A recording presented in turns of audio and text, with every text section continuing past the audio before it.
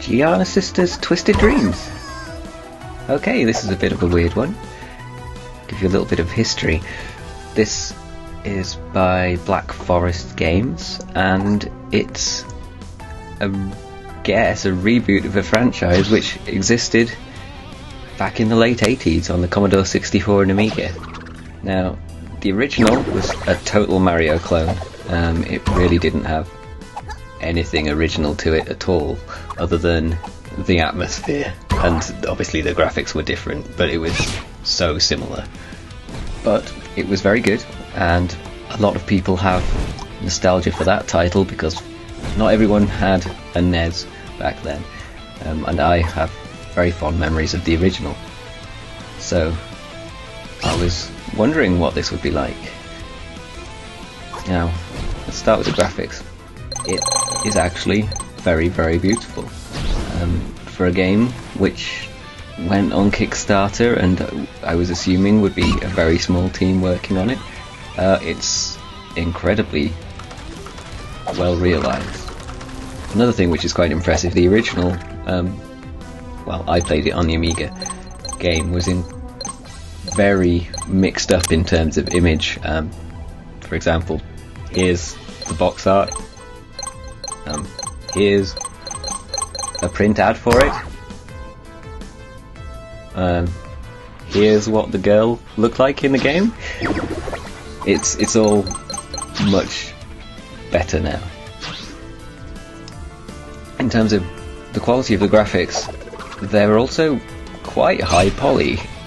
So I'm guessing if you want to run it at high settings, you need a reasonably fast machine at good resolutions anyway. It runs absolutely perfectly, 60 frames a second, with everything turned on at 1080p on my middling rig, so it should be fine. But it's definitely a lot nicer looking than I suspect anyone could have hoped for, really. For example, it has significantly nicer graphics than other retro-inspired 2D platformers. I'm not going to name any names.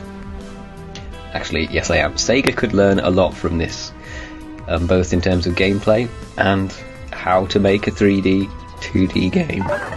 There's no gimmicks here, it just all comes together really nicely. In terms of sound, this is even more interesting. Chris Hulsbeck is back. He did the music for the original version.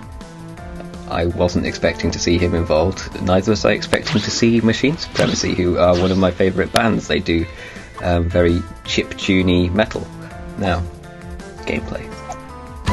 It really doesn't, it's not a Mario rip-off anymore, it's nothing like Mario. The switching between dimensions thing, which you basically, some platforms are in one plane of existence and some are in another, and you can switch with the trigger button on the controller, or doing certain moves.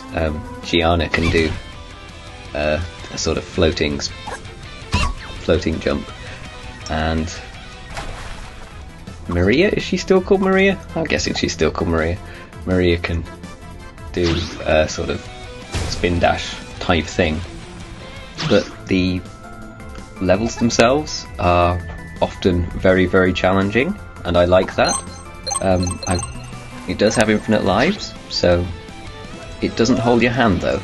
It's not like a lot of games which act like a challenging platformer wouldn't be fun. It is fun, and it's rewarding when you actually manage to pull something off correctly. Good job to Black Forest Games. I think they've done much better with the franchise than anyone would have guessed. Anyway, I hope you enjoyed this, and the video will carry on going. Here we go, this is what I mean about challenging. What the hell? Oh, and in this you don't see all of the failed attempts. I edited out most of them because nothing infuriates me more than gameplay videos where someone's just consistently dying. I was consistently dying. And this is only on the first world. Anyway, see you next video.